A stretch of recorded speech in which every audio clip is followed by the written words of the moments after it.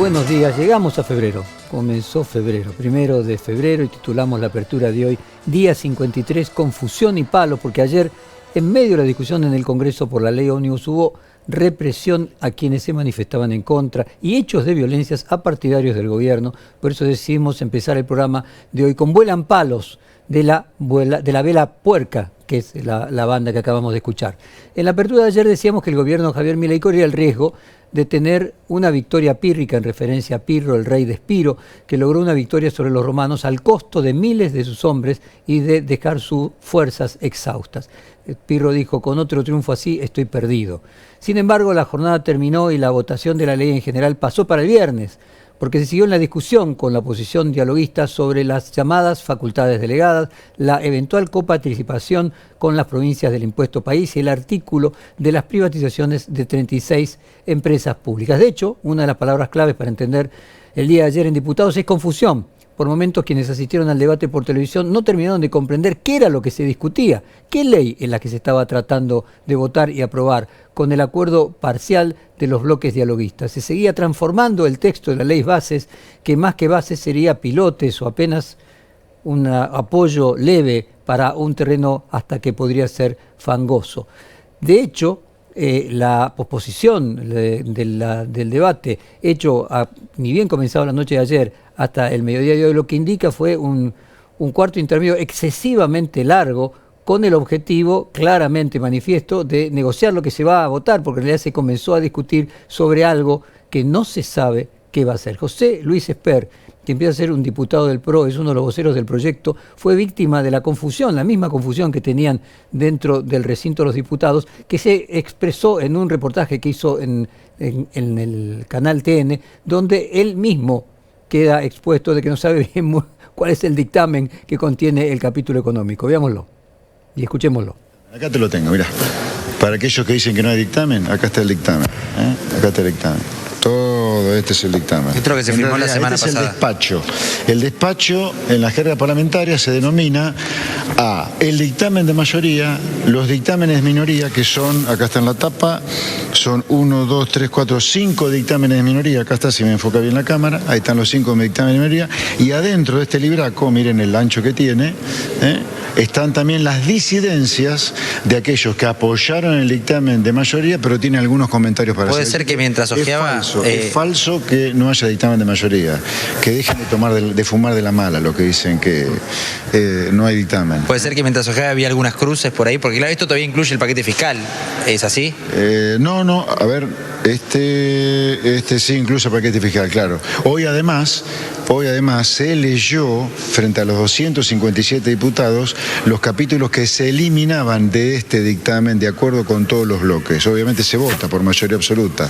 Se votó la eliminación de ciertos artículos de la ley. Y obviamente artículos que quedaron también van a ser modificados, pero con conversaciones a la luz del día.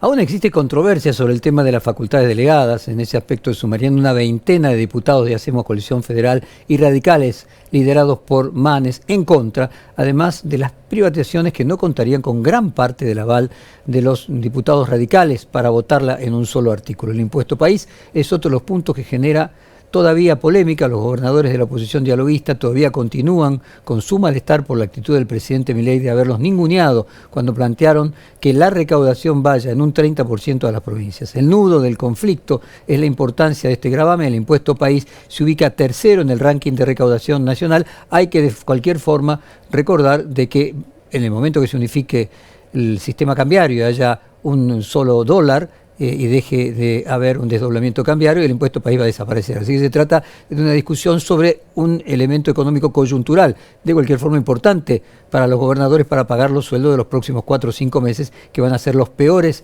de la recesión. Hay un cuento célebre de Edgar Allan Poe que se llama La carta robada. Es el último caso de un célebre investigador en dumping, y allí desaparece una carta que vincula al poder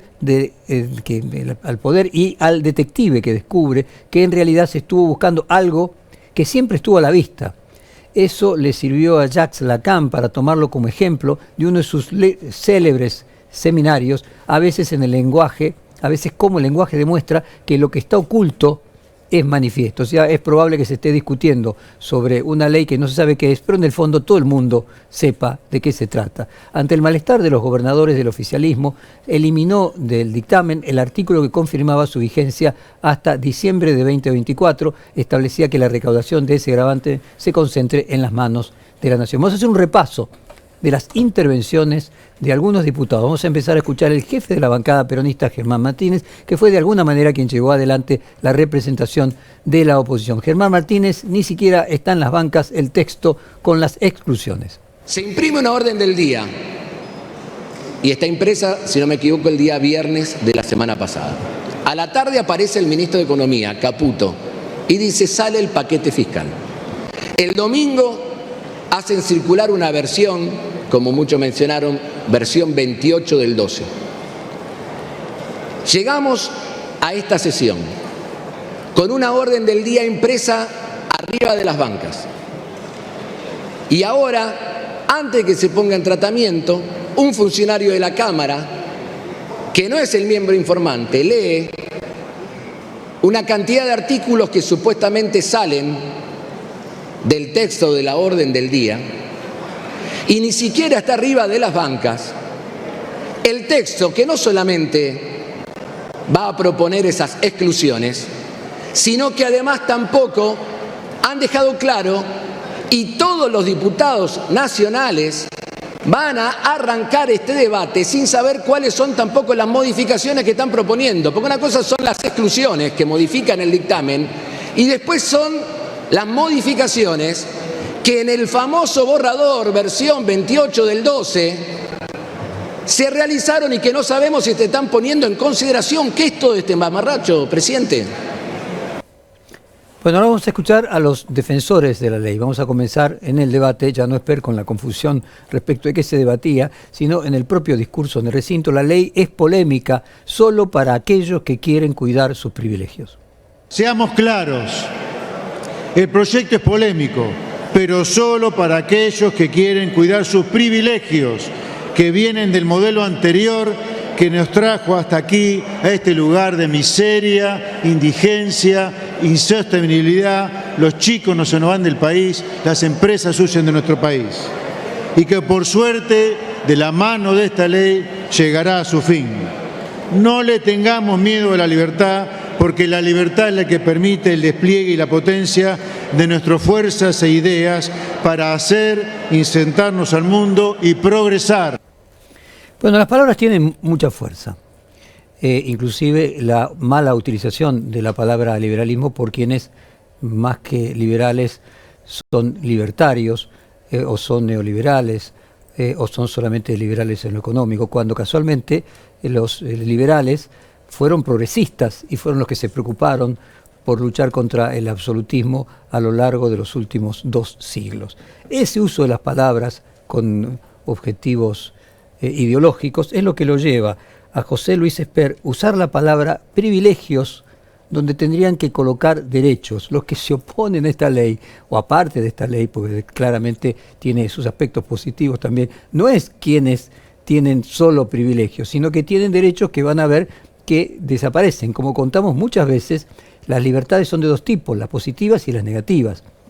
Las negativas es la personal, la individual, de que no me impidan a mí hacer algo, una censura o algún tipo de coerción que impida mi ejercicio de la libertad. Y las positivas, aquellas que crean la posibilidad de ser libre, porque para ser libre hay que tener algunos derechos mínimos, como por ejemplo poder tener acceso a la salud y a la educación pública, para poder ejercer luego, tener la capacidad física y mental para poder ejercer los derechos que no son privilegios. Vamos a escuchar ahora el discurso de Bertie Venegas Lynch, es decir, el hijo de Venegas Lynch, hijo, que muchas veces se confunde porque el padre se llama Venegas Lynch hijo, porque había un Venegas Lynch abuelo, podríamos decir, de este Bertie. A mí me impresionó, yo no había escuchado nunca a Bertie Venegas Lynch, no consumo el menú de medios donde él habitualmente expone, pero sí conozco bien a su padre, que me parece una persona que tiene méritos destacables, y me impresionó escuchar, parecía la misma voz, o sea, tiene casi la misma voz del padre y con la diferencia de, no sé, 30 años, la misma kinestesia, actitud corporal. Escuchemos el discurso de Bertie Venegas Lynch, nieto, con esta ley le devolvemos la libertad a los argentinos. Y aquí van a prestar atención a cómo cada uno considera qué es libertad. Jorge Luis Borges, en Utopía de un hombre que está cansado, justamente hacía referencias de esta sobrevaloración de la política sobre el individuo. Y creo que ese impropio y exceso protagonismo de la política me parece que es el motivo por el cual tenemos la decadencia argentina. Señor presidente, para terminar, la ley, bases y punto de partida para la libertad de los argentinos es justamente eso. Devolverle la libertad a los argentinos que se la ha expropiado progresivamente el Estado. Y por supuesto, los políticos narcisistas y populistas y los que les gusta la planificación central obviamente detestan esto, porque no quiere dejar sus privilegios y no quiere devolverle la libertad a los individuos. Bueno, algunas reflexiones sobre esto mismo, ¿no? Los políticos narcisistas y populistas, pareciera ser que en la Argentina los políticos narcisistas y populistas son de todo signo, ¿no? Porque ¿cómo calificaría al actual presidente? Coincido con la definición de narcisistas y populistas para la mayoría de los políticos en todas partes del mundo. De hecho, hay estudios planteados claramente de que hay componentes en la mayoría de los jefes de Estado, como en personas como, por ejemplo, podríamos decir Elon Musk o Steve Bezos o los grandes empresarios que también tienen esa patología que definíamos como hubris, que es narcisismo y populismo. Es decir, el narcisismo busca ser querido y obviamente un extremo narcisista claramente busca cierta forma de populismo. Es notorio como estas intervenciones en defensa del oficialismo están basadas en eslogans, los mismos eslogans que por contraparte tiene la oposición. En general, la oposición más dialoguista o más peronista tiene un debate más fundamentado. Y cuando me refiero a peronista me estoy refiriendo a la parte peronista no kirchnerista. Vamos a escuchar ahora al discurso de parte de esa oposición dialoguista, el discurso de Nicolás Massot. Si gobernara otro signo político, hubiéramos puesto el grito en el cielo.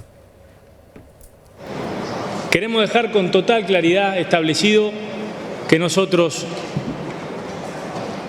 prestamos quórum para dictaminar, trabajamos muchísimo para lograr un dictamen de mayoría, a pesar de las desprolijidades que debo reconocer que ha tenido este tratamiento. Seamos sinceros, no perdamos la honestidad intelectual. Si hubiera habido otro signo político gobernando el país y gobernando esta casa, hubiéramos puesto el grito en el cielo, digámoslo con todas las letras. Ya desde hace años que vengo escuchando como el discurso más, a mi juicio, más sensato, el que representa este grupo de centro, donde Nicolás Massot, personas del PRO que integraron el PRO, como Nicolás Massot, como Emilio Monzó, como el actual gobernador de Entre Ríos, Frigerio, que me parece que siempre tienen ese punto ponderado, no se dejan llevar por que el otro siempre hace todo mal. Me parece que allí hay una incipiente célula de un futuro de una Argentina que pueda hacer una síntesis y pueda reconocer los límites de la razón de uno y parte de la razón del otro. Massot reconoce el doble estándar. El diputado Massot, como Milei, como contó, que Milei boicoteó todas las instancias de negociación entre el gobierno y su bloque. Incluso se preguntó si no lo hacía a propósito para que la ley no saliera. De hecho, hay varias versiones de que el presidente, en varios días de hoy, pensó que mejor era que no hubiera ley y avanzar con la idea de un plebiscito. De cualquier forma, antes de escuchar a la diputada socialista por Santa Fe, Mónica Fein, me gustaría colocar las tapas de los principales diarios de la Argentina, donde plantea de alguna manera que lo que se estaba discutiendo adentro, como todavía no se sabe qué es exactamente, no era el sujeto noticioso de ayer. El sujeto noticioso de ayer fue el show creado por la Fuerza de Seguridad en la puerta del Congreso con un ánimo claramente de provocar. Yo creo que hay un punto de contacto entre el lenguaje provocador que se expresa en las redes sociales, del cual el presidente es un maestro, y el lenguaje provocador que se produce con el físico. Es bien conocido la historia de que en la primera manifestación contra Milei hubo dos, el paro general de hace unos días y la primera de las organizaciones sociales, como el gobierno de la ciudad había acordado con las manifestaciones sociales que hicieran un recorrido razonablemente pacífico, pero al mismo tiempo le estaban dando creo que 2 carriles de la calle porque en la vereda no entraban, la ministra Bullrich envió a efectivos de la Policía Federal, es decir, no de la Policía de la Ciudad de Buenos Aires, tratando de provocar para generar lo que yo creo que es el show de la provocación. De hecho, discutieron ahí con el secretario de Seguridad de la ciudad, Kravitz, y se creó una especie de conflicto entre Patricia Bullrich y el gobierno de la ciudad. La idea de buscar poner como foco la provocación, poner como foco el conflicto violento, es una manera de provocar que yo creo que es la estrategia de la campaña de gobierno y la estrategia ahora de gobierno, que es ejercer la provocación, o sea, ir al final, y veremos si ese ir al final, como el juego ese de la gallina, los autos, que 2 autos se enfrentan a ver cuál de los 2 se corre y tiene miedo, es simplemente una estrategia del gobierno o finalmente es la lógica intrínseca de la forma de pensar de Javier Milei y quienes están juntos con él. Eso se verá también en parte con las negociaciones que lleven a quitar estos artículos de la ley Omnibus, agregar la coparticipación del impuesto país, reducir la delegación de funciones y al mismo tiempo reducir la cantidad de empresas a privatizar. Si todo eso sucediera, estaríamos frente a un Milei que actúa una dureza frontal, pero que luego en los hechos se comporta como un político dialoguista. Veremos si esto es así. Vamos ahora sí al discurso de Mónica Fein. Mónica Fein, no podemos acompañar una ley que no tiene ninguna medida favorable para las pymes. Poco podemos aceptar que la cultura, la ciencia y la educación que expresa este dictamen de mayoría, y vuelvo a repetir, bienvenido que el debate parlamentario haya hecho que algunos de estos temas hayan sido retirados, pero la verdad que venir con medidas como desconocer las instituciones de Argentores o el precio del libro o este ataque al arte, al teatro, al cine, la música, las bibliotecas populares, es una concepción que no podemos acompañar. Por eso, presidente, no podemos acompañar una ley que no tiene ninguna medida favorable para las pequeñas y medianas empresas. Las conocemos, las recorremos y entendemos la importancia que tienen. Al igual que Massot, al igual que Frigerio, al igual que Monzó, en algún momento al igual que Miguel Ángel Pichetto, los radicales que están con Facundo Manes, que ya son un grupo de 9 diputados, integran ese, yo diría, centro que está emergiendo, esa sinergia entre los 2 extremos que yo creo va a dejar esta experiencia política, que la sociedad no va a pasar de absoluto promercado a absoluto proestado, como hemos tenido a lo largo de los últimos 50 años de decadencia en la Argentina, sino que va a cambiar la ontología y a plantearse otra categoría, que no es absoluto promercado, absoluto proestado, sino la categoría extremo centro, y que lo que la Argentina necesita es racionalidad y moderación y no extremismo. Vamos a escuchar una de las voces más importantes exponentes de esta visión de la sociedad, que es la de Facundo Manes, hoy uno de los jefes de una de las 3 bancadas radicales. Facundo Manes dice: se necesitan estadistas, no leones. Capitalismo moderno es anarcopopulismo de derecha con falta de humanismo. Necesitamos equilibrios, no desmesuras. No puede movernos el miedo que nos paraliza, ni el odio que nos divide, ni el sálvese quien pueda. Eso no es una nación. Necesitamos esperanza, política de Estado, un propósito común.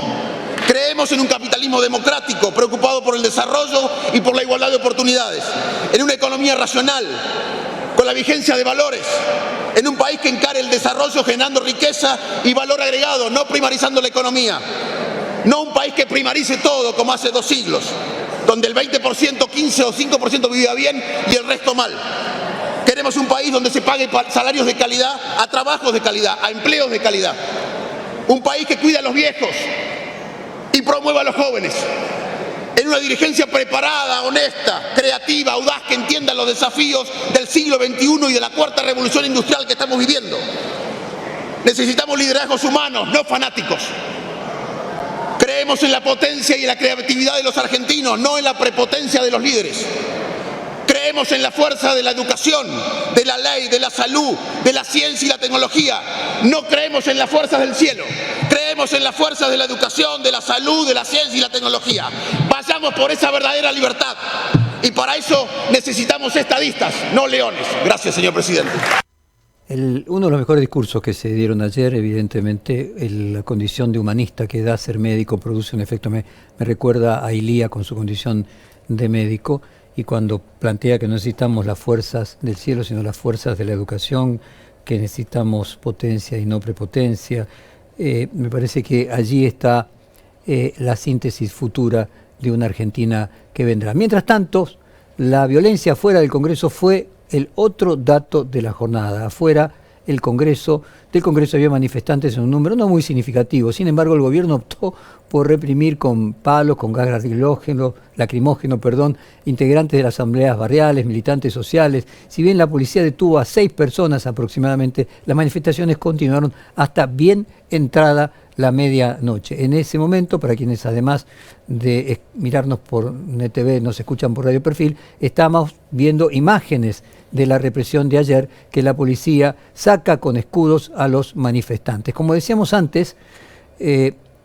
hay un acting, hay un show, el mismo show de los leones que hace el presidente cuando era candidato, que hacía el presidente cuando era candidato en sus shows rockeros, lo hace Patricia Bullrich con sus fuerzas policiales. Además, fue viral una imagen de un gendarme con un símbolo libertario en su atuendo, que aquellos que además de escucharnos nos ven por NetTV y las plataformas, allí aparece, que tenía, aquí se aparece la foto, que tenía un símbolo libertario en su atuendo clásico de fuerza de seguridad. Es difícil que el accionar de las fuerzas de seguridad tengan legitimidad con este tipo de manifestaciones si empiezan a existir declaraciones ideológicas de quienes las llevan adelante. Sería como que un juez se sentara directamente con un símbolo partidario.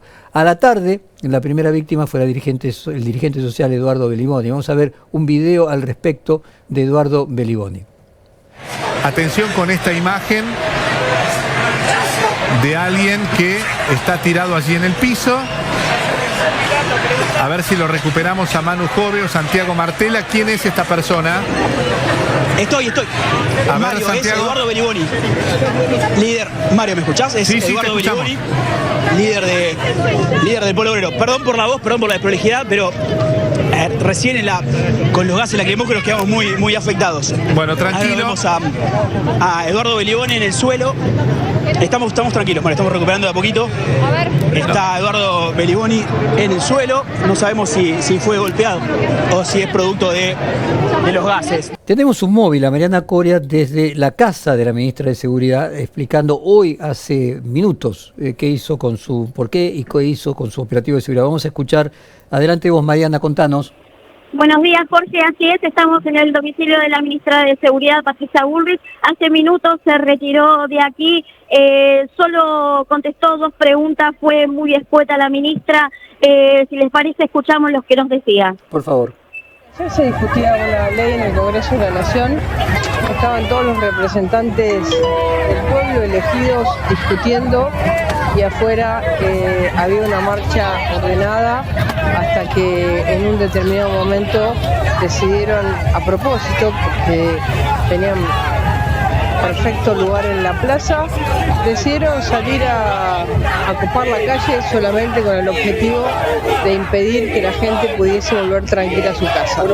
Así que se actuó de acuerdo al protocolo existente. ¿Algún motivo para el suboficial que portaba la bandera de la Libertad Avanza, el distintivo amarillo? Cualquier miembro de la Fuerza de Seguridad que tenga un distintivo que no pertenezca a la fuerza y que sea partidario, tiene una actuación administrativa. Gracias. Bueno, ayer la única ganadora es la ministra Patricia Bullrich, que obviamente si había una cantidad de manifestantes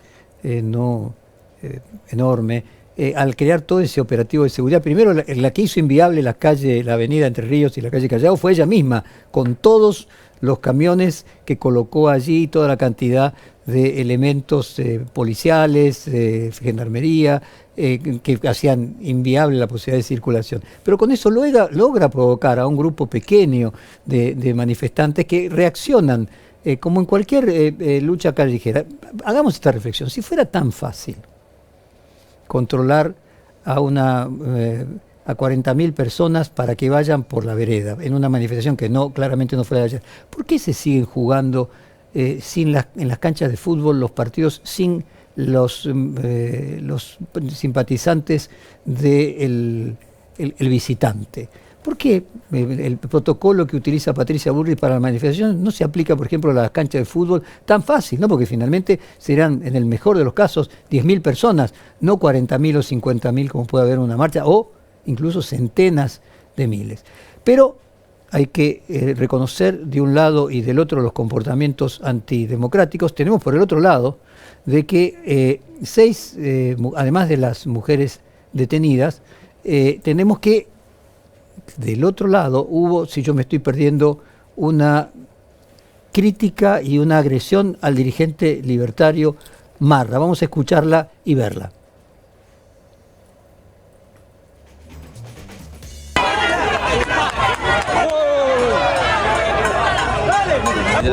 Vine a ver la marcha. O sea, como siempre, yo, que vengo a ver la marcha. Tal sí. cual, pero bien, se me vieron... una gorra Puma, tenías una gorra... La verdad, te digo, la verdad me discriminaron por cómo viene vestido, porque claro. Me pareció una situación como para venir con un saco, porque estamos tratando una ley. Sí.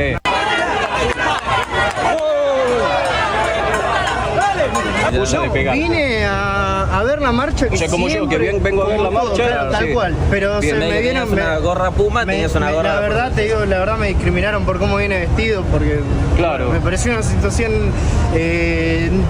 como para venir con un saco, porque estamos tratando una ley. Sí. ¿No? Bueno, es casi, si no fuera triste, gracioso, ¿no? No era Ramiro Marra, en este caso era un militante de la Libertad Avanza que dice que lo discriminaron por venir vestido porque tenía saco, lo que resulta totalmente criticable por parte de quienes se oponen a esta ley que agredan a los militantes libertarios. Es tan merecedor de crítica lo de un caso como el otro. Ahora vamos sí al de Ramiro Marra. ¿Qué pasó? Sí, Pablo, se está retirando Ramiro Marra, insultado por los manifestantes. Y sí, la verdad que... No sirve todo, la violencia nunca. Ni el scratch tampoco. El scratch tampoco. No sirve. La verdad que no sirve. No está bien eso, no está bien y hay que repudiarlo siempre, sea quien sea. Exacto, el scratch nunca, la violencia nunca. Recordemos aquello de que la vieja frase de quien siembra tormenta cosecha tempestades. Además, como dijimos anteriormente, hay 6 mujeres detenidas. Al respecto vamos a escuchar la intervención del diputado Pablo Tonelli, diputado de Unión por la Patria, la detención de las mujeres. Locura. Me senté en el piso a cantar el himno y por eso me agarran. ¿Porque estaba sentada en el piso? Cantando el himno, así con todos mis compañeros. ¿Esto es legal? Ni siquiera pertenezco a algún partido político, vine por mi cuenta, soy del pueblo como todos. Estabas en medida de protesta en el piso cantando el himno. Exactamente, y por esto me están agarrando.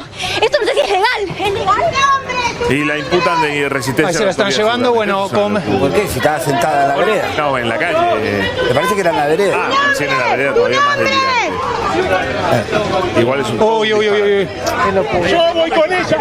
El abogado quiere ir con ella. Hay un abogado presente que quiere ir con ella. Yo voy con ella. Voy con ella. Soy diputado de la Nación. Déjame entrar. Yo voy con ella. Yo lo vi. Yo la vi.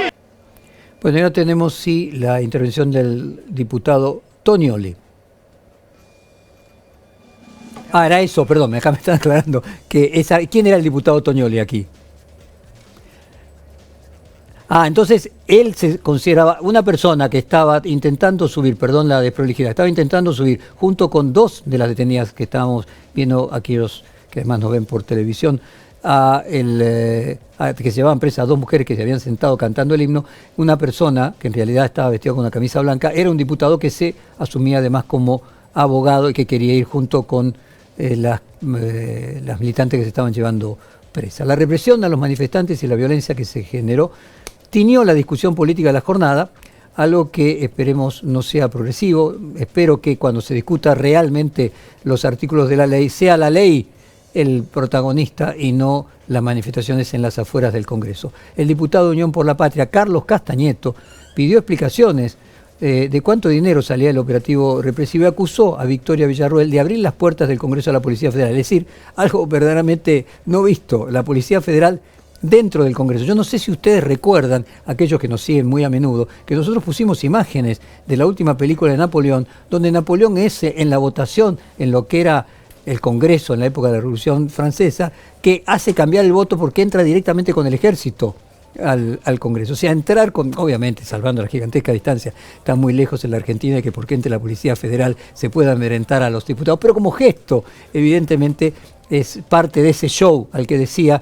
Todo esto me hace recordar aquello, y Patricia Bullrich y el propio Milei me hacen recordar aquello que había sido verdad se convierte en representación de la espectacularización de la política, aquel texto célebre de De Bon de los años 60, ¿no? Finalmente, todo es representación, todo es show. Vamos a escuchar al diputado Carlos Castañeto acusando a la presidenta del Senado de abrirle la puerta a la Policía Federal dentro del recinto.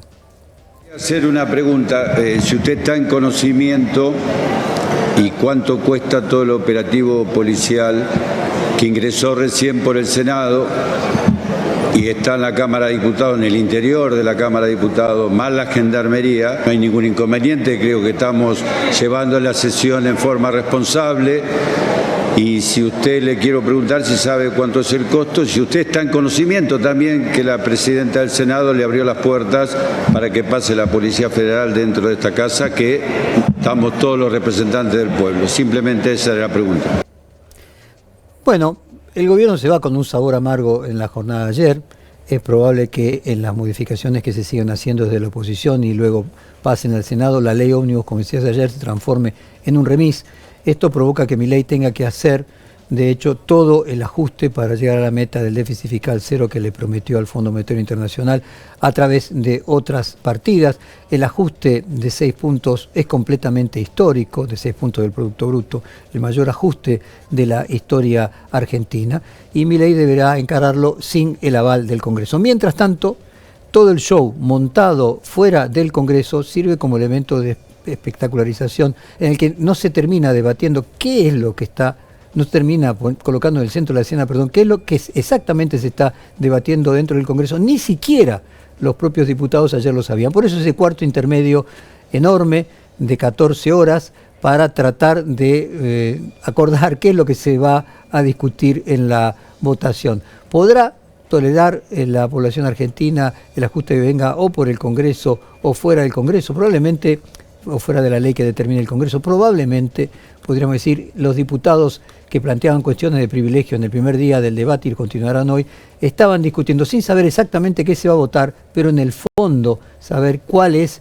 la discusión de batalla cultural que se está llevando adelante. Mientras tanto, el protagonista ayer fueron los palos, los insultos en las afueras del Congreso. Cerramos esta apertura día de hoy Confusión, día de hoy 53, Confusión y Palos, con la canción de La Vela Puerca, Vuelan Palos.